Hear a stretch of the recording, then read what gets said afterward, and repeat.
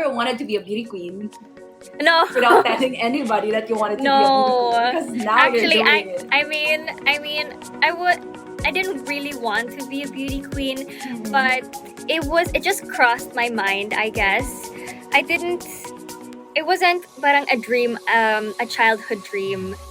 It wasn't something like that. When I think about it, it was just parang the thought of I want to try this out, but not I want to be a beauty queen. I'm being honest. So, yeah, no, it's okay. I mean, when I started joining beauty pageants, I didn't want it to be a beauty queen. It was kind of like I was just trapped in a situation, you know? But I think somehow our futures are already written. We just have to live it, right? Yes, Pero true. who convinced you? And why now? Well, This is like this kind of like, you know, it's really a tough situation. You have a lot of considerations you have to think of. well, I was having an acting workshop. To be honest, I've always been really open to the thought. But then, parang every time after yung Miss Universe pageant, I would get excited and be like, oh, I could actually do this. Parang ganon. But I didn't really take it that Whenever you watch seriously. pageants. Yes, but Yeah.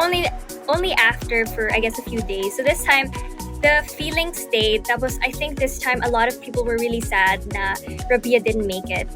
And I really watched her journey because I could resonate with her journey. Na she was the dark horse. And people didn't expect her to win. And that was the same with me in Asia's Next Top Model. People didn't expect me to win.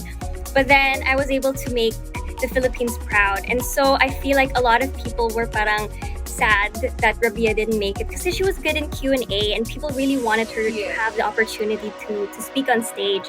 And so after that, parang I felt like it was kind of, I had a very strange feeling. And so I was in this acting workshop. And then one of the people there, si Sir HB, he was like, why don't you join? And I said, at the time, I was parang, it was weird kasi in my head, I said no, but in my heart, I felt like I wanted to. Parang ganon. And then so I was, after that, he really convinced me. He really pushed me. That was our last acting workshop. So I was already closing off part of a chapter. That was my first acting workshop we did with Direk Ryan. And so after that, I had parang a long time to think. And so the feeling was there and it did not go away. And so I had this urge to message my manager. And I asked her, I was like, do you think I'll ever regret not joining? And she just called me and we talked. And she did not even ask me anymore if I was sure. She already called Tita Jerry from Aces and Queens and parang we confirmed it already.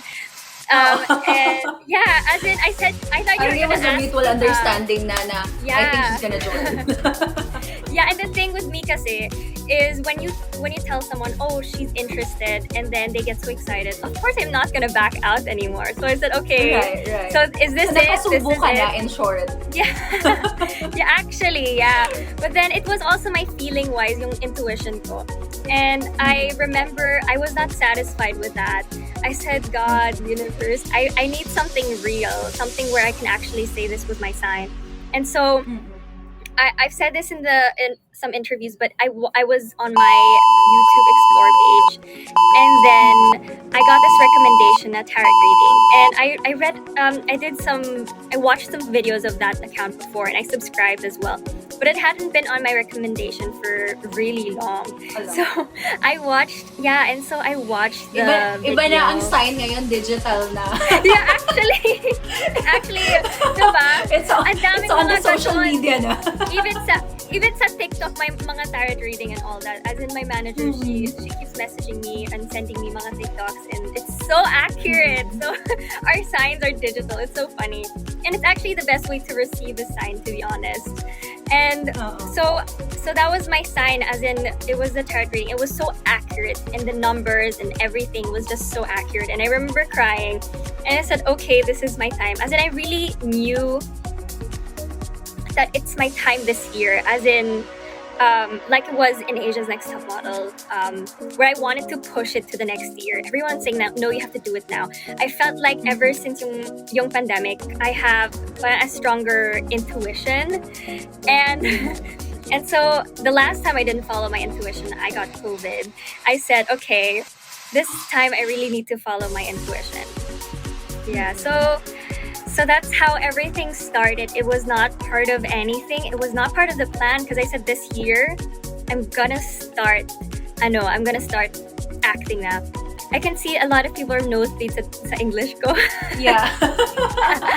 Oh my It's god. okay. I'm sorry, guys. They always say that whenever they hear just even a few English sentences, words. they would say that. But I think they just have to Sorry, embrace guys. and accept it.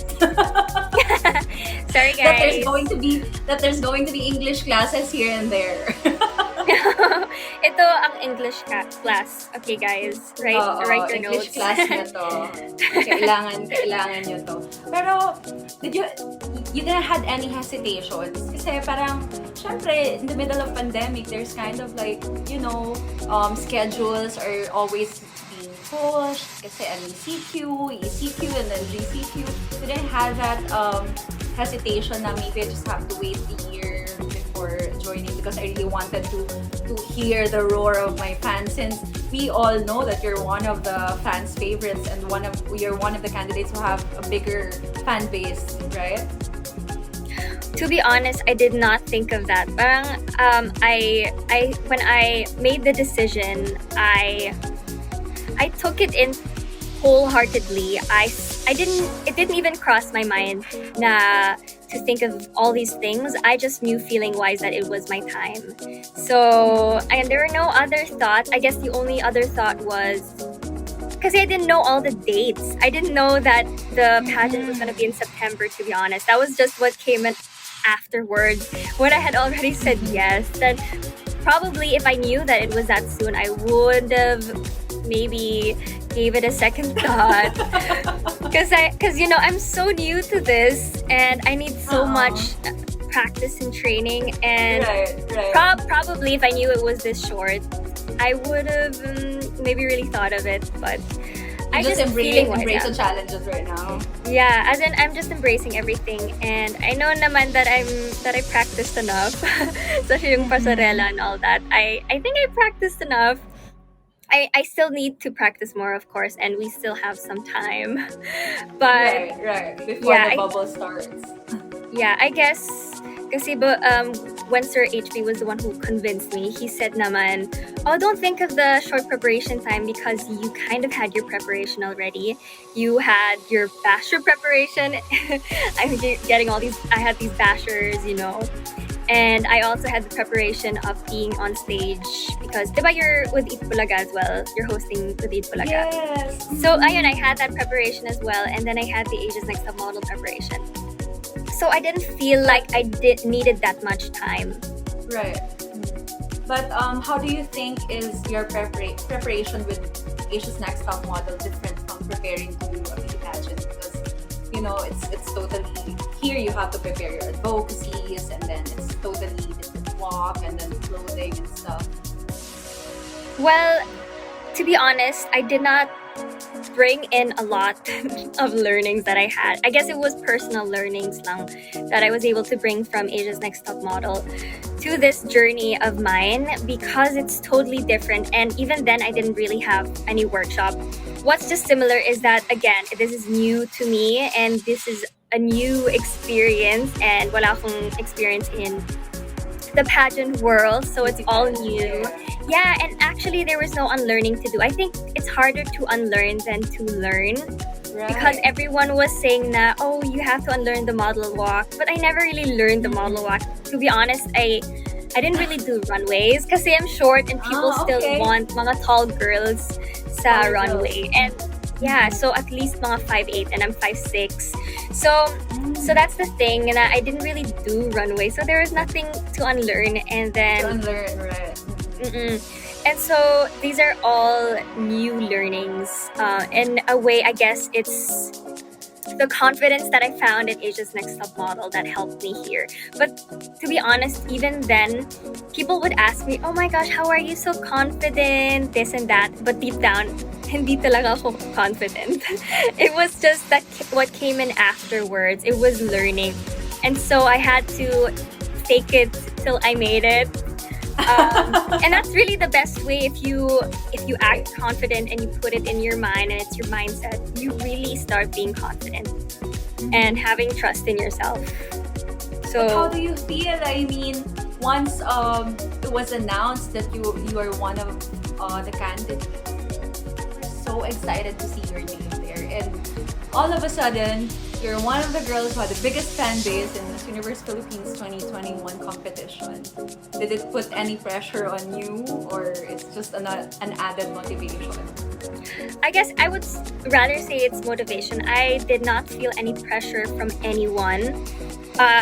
I did expect na I would feel pressured na parang, oh yeah, I had won Asia's Next Top Model, so I have to win this again. But all my supporters have been making me feel that whatever happens, really, they're gonna be proud of me because I decided to take this step. And so the only pressure, I guess, was the pressure on myself, because I do wanted to improve as fast as I could because of this short preparation time. Right. But then, someone said that you don't really need that long. It depends on your determination. If you really want to improve, you're gonna improve, and you need to be able to compare yourself to when you started and not just like 2 weeks ago or something. So me comparing myself now to when I started, I am so much better, and I have improved so much in my own way. And that's what I have to see, and that's what I realized na I have to stop this pressure on myself because it just hurts me. Right. But how different is Maureen from when you were competing in Asia's Next Top Model? The Maureen right now is competing for the Miss Universe Philippines title. Well, the Maureen back then did not know what self-love is. I mean, to be honest, I would give advice now. Oh, you need to love yourself, this, that. But I did not do it myself. I was a hypocrite. As in, all the tips that I was giving before, I guess I didn't understand until I had to do mga workshops, na life coach workshops, because I kind of reached a point where I was unsure of what I was doing, and I was unsure of myself. And so the girl that I was in Asia's Next Top Model did not know what self-love is, because all my life I've only been giving love. I have this urge to help, to do everything, to serve people, to do all these, to give advice, but it drains me. And I have learned through these workshops that you cannot give so much because it's gonna be draining. And so what you have to do is you have to fill your own cup first of love. And so when you have that cup, as in when it's filled up with your love for yourself, that's when you can give even more. And so when before I was so confused of what self-love is, I thought na it's being selfish, it's it's self-indulgent and all that, and I didn't understand how important it was even in my relationship. I was so insecure, and I didn't know where it was all coming from. But the moment that I learned the practice of self-love, so many things have changed. My relationship has changed in a good way, in a positive way, and just everything that as in